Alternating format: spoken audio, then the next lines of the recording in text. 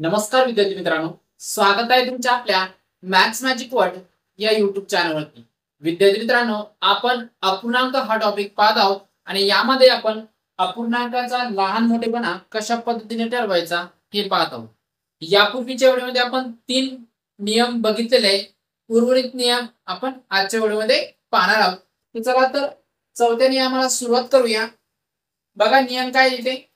जेव्हा दिलेल्या अपूर्णांकाचा छेद त्याच्या अंशापेक्षा 1ने किंवा 2, 3, 4 म्हणजे सर्वांचा फरक हा सारखा असेल असं म्हणायचं. मग तो फरक 1 सुद्धा असू शकतो, 2 असू शकतो, 3, 4 कुठली संख्या असू शकते, पण तो फरक कसा पाहिजे, सारखा ने मोठा असतो. तेव्हा ज्या अपूर्णांकाचा छेद सर्वात मोठा तो अपूर्णांक सर्वात मोठा. बघा काय म्हणलंय आता इथे, जेव्हा दिलेल्या अपूर्णांकाचा छेद छेद हा अंशापेक्षा कसा आहे, मोठा म्हणलेला आहे, अंशापेक्षा मोठा. आता ज्यावेळेस छेद हा अंशापेक्षा मोठा असतो, सरळ सरळ मग ते कुठल्या अपूर्णांक असतात, ते असतात छेदाधिक. ते असतात छेदाधिक. आता सरळ सरळ हा जो नियम आहे हा मग छेदाधिक अपूर्णांकासाठीच लागू होतोय, कारण इथे सरळ सरळ म्हणलेले की हा छेद अंशापेक्षा मग 1ने मोठा असेल किंवा 2ने किंवा 3ने अशा संख्येने तो मोठा असू शकतो, म्हणजेच ते छेदाधिक अपूर्णांक आहे. तर बघा इथे ज्याचा छेद मोठा आहे, त्याचा छेद त्याच्या अंशापेक्षा मोठा असेल, तेव्हा ज्या अपूर्णांकाचा छेद सर्वात मोठा तो अपूर्णांक सर्वात मोठा. म्हणजे ज्याचा छेद सर्वात मोठा असेल तोच अपूर्णांक सर्वात मोठा असणार आहे. ठीक आहे. पण मग कंडिशन काय, की सगळ्यांचा फरक सारखा पाहिजे आणि सर्वच्या सर्व अपूर्णांक हे छेदाधिक असायला पाहिजे. कशा असायला पाहिजे, छेदाधिक. कारण की त्यांचा छेद हा अंशापेक्षा मोठा आहे. मग तो 1ने असू शकतो, 2ने, 3ने कुठल्याही संख्येने असू शकतो. पाहिजे. पहिलं उदाहरण 11/12 आहे, 12/13, 13/14, 14/15 हे सर्व छेदाधिक अपूर्णांक. सगळ्यांचा छेद हा अंशापेक्षा मोठा आहे आणि सगळ्यांचा छेद हा अंशापेक्षा 1ने मोठा आहे. कितीने मोठा आहे, 1ने. सगळ्यांचा फरक बघा, 11 आणि 12चा फरक 1, 12 आणि 13चा 1, 13 आणि 14चा 1, 14 आणि 15चा फरक 1. सगळ्यांचा फरक एकच मिळतोय, म्हणजे एकंदरीत अजून सगळ्यांचे छेद हे अंशापेक्षा 1ने मोठे. तर मग यामध्ये ज्याचा छेद सर्वात मोठा असणार आहे तो सर्वात मोठा अपूर्णांक इथे असणार आहे. तर यामध्ये सर्वात मोठा छेद 15 आहे, तो अगोदर घेणार आपण. 14/15 हा सर्वात मोठा. त्याच्यापेक्षा लहान हा 14 वाला असेल, 13/14. त्याच्यापेक्षा लहान 12/13 वाला असेल आणि सगळ्यात लहान 11/12. हा झाला सर्वात मोठा पूर्णांक आणि हा झाला सर्वात लहान. आणि यांचा जो क्रम आहे हा उतरता क्रम आहे. कसं आहे, उतरता क्रम. सुरुवातीला मोठी संख्या त्याच्यापेक्षा लहान या पद्धतीने. आणि जर आपल्याला चढता क्रम घ्यायचा असेल तर या संख्या उलट्या घ्यायच्या. अगोदर ही संख्या येईल, त्याच्यानंतर ही, नंतर ही, नंतर ही, या पद्धतीने. चला आता दुसरा एक्झाम्पल बघूया. 19/23, 17/21, 23/27 आणि 37/41. यामध्ये बघा सर्व छेद हे अंशापेक्षा मोठे आणि कितीने मोठे. बघा यांच्यामध्ये किती फरक पडतोय, 23 मधून 19 जर केले तर ते 19, 20 4चा फरक पडतोय. म्हणजे सर्व छेद हे अंशापेक्षा 4ने मोठे. इथे कितीने मोठे होते, इथे 1ने मोठे होते, इथे कितीने मोठे, 4ने मोठे आहे. ठीक आहे. म्हणजे एकंदरीत सगळ्यांचा फरक सारखाच आहे. तर यामध्ये बघा जो छेद मोठा असेल तो अपूर्णांक मोठा असणार आहे. तर मोठा छेद 41 वाला आहे, तर त्याला अगोदर घेणार आपण. 37/41 हा सर्वात मोठा अपूर्णांक असेल. याच्यापेक्षा लहान हा 27 वाला असणार आहे, 23/27. यापेक्षा लहान हा 23 वाला असेल, 19/23. आणि सगळ्यात लहान 17/21. तर हा सर्वात मोठा पूर्णांक होणार आहे, कारण याचा छेद सगळ्यात मोठा आहे आणि हा सर्वात लहान असेल. आणि हा जो क्रम मिळतोय हा उतरता क्रम आहे. आणि जर आपल्याला चढता क्रम लागत असेल तर या संख्या उलट्या घ्याव्या लागतील. पहिले 17/21, नंतर 19/23, नंतर 23/27 आणि शेवटी 37/41. या पद्धतीने आपल्याला चढता क्रम सुद्धा मिळेल. यानंतरचं एक शेवटचं एक्झाम्पल पाहिजे. 93/98, 115/120, 117/122, 73/33. इथे सगळ्यांचे छेद हे अंशापेक्षा 5 ने मोठे. कितीने मोठे येते? 5 ने. 98 93 केले तर 5 होतात. आणि सगळ्यांचा जर फरक बघितला तुम्ही तर 5 चा मिळतोय. म्हणजे सर्व छेद इथे अंशापेक्षा 5 ने मोठे. तर यामध्ये बघा ज्याचा छेद मोठा तोच मोठा असणार आहे. ते छेद 122, 117 हा छेद जास्त मोठा 122 वाला, तर हा पूर्णांक सर्वात मोठा असणार आहे. याच्यापेक्षा थोडा लहान 120 वाला असेल. 115/120. याच्यापेक्षा लहान 98 वाला 93/98. आणि सर्वात लहान 73/78. तर यामध्ये बघा हा सर्वात मोठा अपूर्णांक आहे आणि हा सर्वात लहान अपूर्णांक आहे. आणि हा जो क्रम मिळतोय हा उतरता क्रम आहे. चढता क्रम हवा असेल तर या संख्या उलट्या लिहिल्या तर आपल्याला चढता क्रम सुद्धा मिळेल. तर अशा पद्धतीने इथे सर्व जे आपले अपूर्णांक आहेत हे सर्व छेदाधिक अपूर्णांक आहेत. म्हणजे यांचा छेद हा अंशापेक्षा काही संख्यांनी मोठा असणार आहे. मग ते 1 असेल 2 असेल पण सगळ्यांचा फरक सारखा असायला पाहिजे. जर या गोष्टी सर्व असतील तर ज्याचा छेद सर्वात मोठा असेल तो अपूर्णांक सर्वात मोठा असणार आहे. तर अशा पद्धतीने ही उदाहरणे आपल्याला इथे सोडवायची. यानंतर पाहूया 5वा नियम. बघा इथे जेव्हा दिलेल्या अपूर्णांकांचा अंश त्याच्या छेदापेक्षा 1 ने किंवा 2 ने 3 ने या पद्धतीने सर्वांचा फरक सारखा असेल, ने मोठा असतो, तेव्हा ज्या अपूर्णांकाचा छेद लहान असतो तो अपूर्णांक मोठा असतो. तर यामध्ये बघा जेव्हा दिलेल्या अपूर्णांकाचा अंश त्याच्या छेदापेक्षा मोठा राहतोय, म्हणजे अंश हा जर छेदापेक्षा मोठा असेल तर याला आपण अंशाधिक म्हणतो. याला काय म्हणतो आपण? अंशाधिक अपूर्णांक. म्हणजे सरळ सरळ हा जो नियम आहे हा अंशाधिक अपूर्णांकासाठी आलेला आहे. पण यामध्ये सगळ्यांचा फरक हा सारखा असायला पाहिजे. 1 असेल 2 असेल 3 असेल 4 असेल कुठलीही संख्या असू शकते. ठीक आहे, 5 असू शकते, 6 कुठलीही संख्या असेल. तर यामध्ये बघा अपूर्णांकाचा अंश त्याच्या छेदापेक्षा त्याच्या छेदापेक्षा 1 ने 2 ने 3 ने मोठा असतो, तेव्हा ज्या अपूर्णांकाचा छेद लहान, बघा इथे ज्याचा छेद लहान असेल तो अपूर्णांक मोठा. बघा ज्याचा छेद लहान असणार आहे तो येथे मोठा असणार आहे. पण केव्हा? हे सर्व अंशाधिक असायला पाहिजे आणि त्यांच्यामधला फरक 1 2 3 4 या पद्धतीने कुठलीही संख्या असायला पाहिजे, म्हणजे सारखा असायला पाहिजे. तरी ते 3 एक्झाम्पल आपण घेतलेले आहेत. तर पहिलं एक्झाम्पल पहा, 12/11, 13/12, 14/13. यामध्ये सर्वच अंश हे छेदापेक्षा 1 ने मोठे, म्हणजे सर्वांचा जो फरक आहे तो सारखाच आहे सगळ्यामध्ये. इथे पण पहा इथे पण पहा सर्व ठिकाणी फरक हा सारखाच आहे. ठीक आहे, अंश आणि छेदामधला. तर यामध्ये काय समजेल, ज्याचा छेद लहान असणार आहे तो अपूर्णांक मोठा. मग यांच्यामध्ये छेद कोणाचा लहान आहे? हा. तर हा अपूर्णांक सर्वात मोठा असणार आहे 12/11. यापेक्षा लहान कोण असणार आहे? 13/12. 13/12 आणि यापेक्षाही लहान कोणी? 14/13. तर हा पूर्णांक असेल मोठा आणि हा असेल लहान. आणि हा जो क्रम आपण घेतलेला आहे हा क्रम हा उतरता क्रम आहे.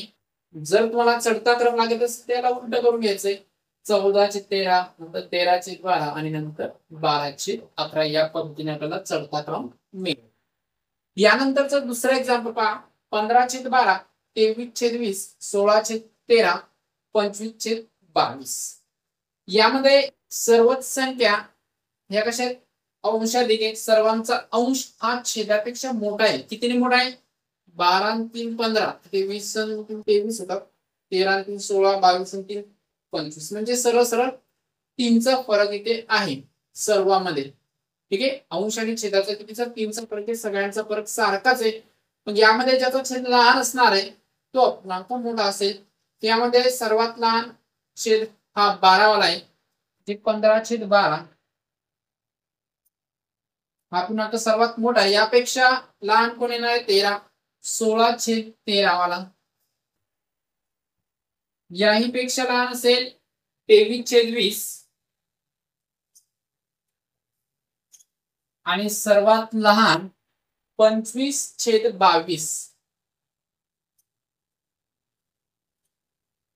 तर या पद्धतीने आपल्याला सर्वात मोठा पूर्णांक मिळतोय 15/12 आणि सर्वात लहान 25/22. आणि जो क्रम मिळतोय हा उतरता क्रम आहे. चढता क्रम असेल तर 25/22, नंतर 23/20, नंतर 16/13 आणि शेवटी 15/12 मिळेल. ठीक आहे. आता एक शेवटचं एक्झाम्पल. 45/40, 25/20, 35/30 आणि 15/10. यामध्ये बघा इथे सरळ सरळ इथे 5चा फरक आहे सगळ्यांमध्ये. इथे आपल्याला कितीचा फरक मिळाला? 3चा मिळाला आणि ते 1चा. ठीक. तर पहा इथे सर्व संख्यामध्ये इथे बघा 15/10 आहे. 5चाच फरक मिळतो. इथे पण 5चा, इथे पण 5चा आहे आणि सर्व अंशाधिक अपूर्णांक आहे. सगळ्यांचा अंश हा छेदापेक्षा 5ने मोठा आहे. तर पहा इथे ज्याचा छेद लहान तो मोठा. तर छेद लहान किती? 10, म्हणजे 15/10 हा पूर्णांक सर्वात मोठा असणार आहे. यानंतर त्याच्यापेक्षा थोडा लहान कुठला असेल? हा 25/20. 25/20 यापेक्षाही लहान कोण असणार आहे? 35/40, 35/30 आणि सर्वात लहान 45/40. तर 15/10 हा सर्वात मोठा पूर्णांक असेल आणि 45/40 हा सर्वात लहान पूर्णांक. आणि हा जो क्रम आपल्याला मिळतोय हा उतरता क्रम आहे.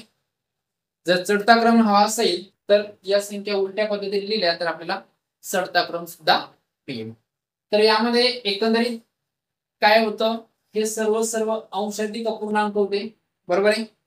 म्हणजेच अंश हा छेदापेक्षा काहीतरी संख्यांनी मोठा होता.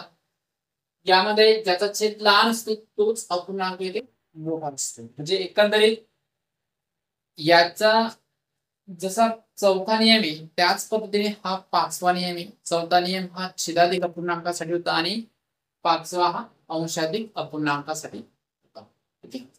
तर आता यानंतरचा नियम थोडा वेगळा आहे, तो पण पाहूया. यानंतरचा 6वा नियम बघा.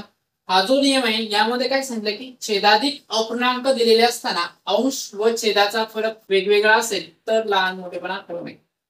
म्हणजे यामध्ये सर्व अपूर्णांक हे छेदाधिक असणार आहेत. ठीक आहे.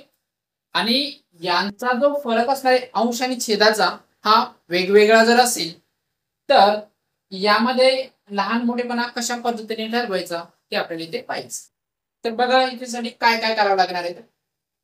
तर हे पहिलं एक्झाम्पल. तर सुरुवातीला काय करायचं आपल्याला? यांचा फरक बघायचा की कसा येतोय तर. ठीक आहे. तर बघा इथे फरक हा जो फरक मिळतोय 7 आणि 9चा. 9 मधून 7 गेले तर 2 मिळतील. तिथे 15 मधून 11 गेले तिथे 4 मिळणार आहेत. 17 मधून 13 गेले तर इथे पण आपल्याला 4च मिळतील. बरोबर आहे.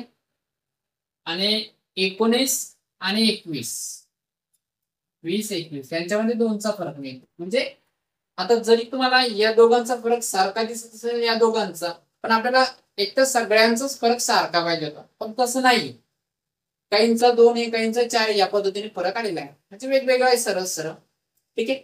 यानंतर आपण काय करणार आहे, सुरुवातीला तुम्हाला फरक काढून घ्यायचा, जो फरक मिळतो तुम्हाला त्याचा नंतर लसावी काढून घ्यायचा. काय करायचंय, लसावी काढून घ्यायचा. लसावी कोणाकोणाचा, या दोनचा, या चारचा, परत या चारचा आणि या दोनचा, यांचा लसावी आपल्याला इथे काढायचा.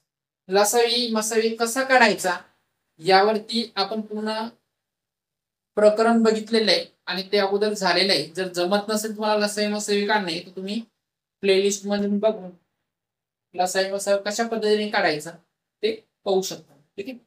तर पाहिजे आता लसावी म्हणजे काय, अशी लहानात लहान संख्या ज्या संख्येला दिलेल्या सर्व संख्याने निश्चित भाग जाईल.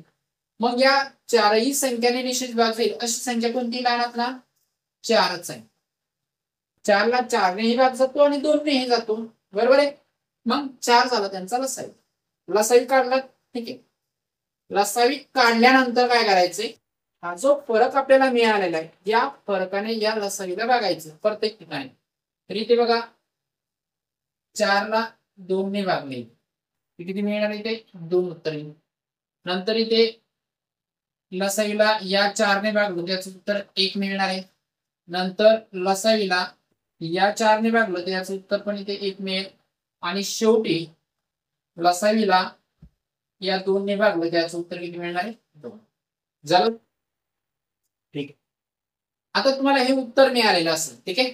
यानंतर काय करायचं, हे जे उत्तर मिळालंय याचा आणि अंशाचा गुणाकार करायचा. तर इथे बघा, अंश 7 आहे, 2, 7 गुणिला 2, 7 गुणी 14.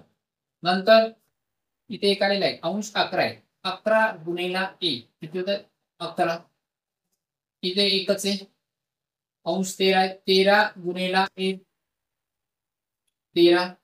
आणि शेवटी याचं उत्तर 2 आहे. इथे 19 गुणिला 2 बरोबर 38. ठीक आहे. आता यानंतर काय करायचंय, यामध्ये ज्याचा गुणाकार सर्वात मोठा असेल तो अपूर्णांक मोठा आणि ज्याचा लहान असेल तो लहान. मग यांच्यामध्ये सर्वात मोठा कोण आहे, 38. सर्वात मोठा कुठले, 38 आहे. म्हणजे हा जो अपूर्णांक असणार आहे तो सर्वात मोठा आहे. मग तो इथे लिहिणार आपण 19/21 हा सर्वात मोठा. याच्यापेक्षा लहान कोण येणार आहे, हा 14 वाला कोण आहे, 7/9. याच्यापेक्षा लहान कोण असेल, 13 वाला 13/17. आणि सर्वात लहान हा 11 वाला असेल, हा 11/15. तर यामध्ये 19/21 हा सर्वात मोठा अपूर्णांक आणि 11/15 हा सर्वात लहान अपूर्णांक. आणि हा जो क्रम मिळतोय आपल्याला हा उतरता क्रम आहे. चढता क्रम हवा असेल तर याला फक्त उलट करायचे, त्याच पद्धतीने आपल्याला चढता क्रम सुद्धा मिळून जाईल. तर अशा पद्धतीने जर समजा छेदाधिक अपूर्णांक दिलेले असतील आणि अंश आणि छेदाचा फरक हा वेगवेगळा असेल तर अशा पद्धतीने त्याला सोडवायचे. सुरुवातीलाच काय करणार तुम्ही, तुम्हाला जो फरक मिळालेला आहे त्याचा लसावी काढून घ्या. लसावी मिळाल्यानंतर लसावीला प्रत्येक फरकानं भागायचंय आणि जे काही उत्तर येईल त्या उत्तराने या अंशाला गुणायचे. आणि गुणल्यानंतर जे उत्तर येणार आहे त्याच्यामध्ये जे उत्तर मोठं असेल तो अपूर्णांक मोठा असेल आणि ज्याचं उत्तर लहान असेल तो अपूर्णांक लहान असणार. प्रोसेस थोडी लेंदी आहे, जास्त वेळ लागू शकतो. ठीक आहे. तर याला याच पद्धतीने आपल्याला नियम वापरावा लागेल. अजून एक एक्झाम्पल पाहूया आपण यावरती. यानंतर पाहूया दुसरं एक्झाम्पल. पाहिजे 2/5, 5/11, 8/17 आणि 11/23 या चार संख्या आहेत आणि सर्वचे सर्व छेदाधिक अपूर्णांक सर्वांचा छेद हा अंशापेक्षा मोठा आहे. तर यामध्ये बघा यांचा फरक घेतला 2 आणि 5चा तर इथे 3 मिळतोय, 5 आणि 11चा 6 मिळतोय, 8 आणि 17चा 9, 11 आणि 23चा 12. सगळ्यांचा फरक हा वेगवेगळा आहे. मग अशा वेळेस आपण काय करतोय, तर सुरुवातीलाच आपल्याला मसावी काढून घ्यायचा असतो. ठीक आहे, सॉरी मसावी लसावी काढून घ्यायचा असतो. इथे आपण अगोदर लसावी काढून घ्या.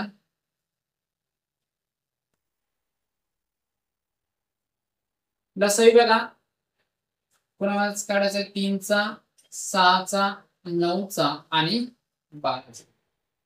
लसावी म्हणजे अशी लहानात लहान संख्या ज्या संख्येला दिलेल्या सर्व संख्यांनी निश्चित भाग जाईल. मग या सर्व संख्यांनी भाग जाईल अशी संख्या कुठली लहानात लहान 36. 36 ला 3 ने भाग जाईल, 6 ने सुद्धा जातो, 9 ने सुद्धा आणि 12 ने सुद्धा जातो. तर लसावी मिळालाय 36. यानंतर आपण काय करतो, हा जो लसावीला हा जो फरक आहे फरकाने भागायचं. तर इथे बघा 36/3 इथे मिळेल आपल्याला 12. इथे 36/6 इथे 6 मिळतील. इथे 36/9 इथे 4 आणि इथे 36/12 इथे मिळतात 3. ठीक आहे. यानंतर आपल्याला जे उत्तर मिळालेले त्याने अंशाला गुणायचे. इथे अंश 2 गुणिला 12 24. इथे 5 गुणिला 6 5 सकम 30. इथे 8 आहे, 8 गुणिला 4 8 चौक 32 आणि इथे 11 आहेत, 11 गुणिला 3 11 3 33. यामध्ये जी संख्या मोठी असेल तो पूर्णांक मोठा असणार आहे. त्यामध्ये सर्वात मोठी संख्या बघा 33. तर 11/23 हा पूर्णांक सर्वात मोठा असेल. त्याच्यापेक्षा लहान हा 32 वाला असेल 8/17. त्यापेक्षा लहान हा 30 वाला असणार आहे 5/11 आणि सर्वात लहान हा 2/5. तर पाहिजे हा सर्वात मोठा पूर्णांक आणि हा सर्वात लहान पूर्णांक असणार आहे. तर हा जो क्रम आहे हा उतरता क्रम आहे. चढता क्रम हा असेल तर याला फक्त उलट करून लिहायचे. 2/5 नंतर 5/11 नंतर 8/17 11/23 या पद्धतीने. तर अशा पद्धतीने जर तुम्हाला छेदाधिक अपूर्णांक दिलेले असतील आणि फरक हा वेगवेगळा असेल त्यांच्या अंश आणि छेदाचा, तर या पद्धतीने सुरुवातीला त्या फरकाचा तुम्हाला लसावी काढून घ्यायचा आहे. ठीक आहे. यानंतर त्या लसावीला फरकाने भागायचे आणि जे उत्तर येईल त्याने अंशाला गुणून ज्याचा गुणाकार मोठा असेल तो अपूर्णांक मोठा असेल आणि ज्याचा लहान असेल तो ते लहान असणार आहे. ठीक आहे. तर अशा पद्धतीने याला सोडवायचे. तर एकंदरीत सर्व महत्वाचे आपण नियम आजचे बघितलेले. अजून उर्वरित काही नियम आहेत. आता ते दशांश अपूर्णांक असतील किंवा पूर्णांक अपूर्णांक असतील तर त्यांच्या बाबतीत कसं ठरणार लहान मोठेपणा ते आपण पुढच्या व्हिडिओमध्ये पाहणार आहोत.